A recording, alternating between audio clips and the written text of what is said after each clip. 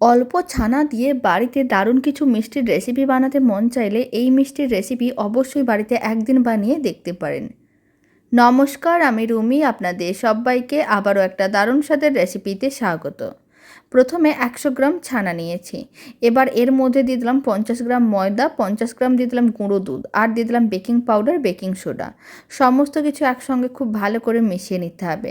খুব ভালো করে মেশানো হয়ে গেছে। অল্প একটু তেল হাতে ব্রাশ করে নিয়েছিলাম। তারপর কিছুটা করে মিশ্রণ নিয়ে লম্বা করে এরকম এই মিষ্টিগুলো বানিয়ে নিলাম।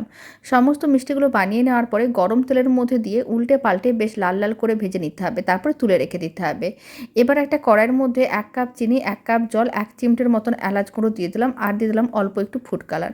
খুব ভালো করে মিশিয়ে তারপর 3 থেকে 4 মিনিট মিডিয়াম টু হাই ফ্লেমে চিনি শিরাটাকে ভালো করে ফুটিয়ে নিয়েছিলাম। ফ্লেমটা অফ করে দিতে হবে আর এইভাবে মিষ্টিগুলোকে দিয়ে 30 মিনিট রেখে দিতে হবে। তাহলে এই মিষ্টিগুলো ভালো করে চিনি শিরাটা সোক করে নেবে আর মিষ্টিগুলো রেডি হয়ে যাবে।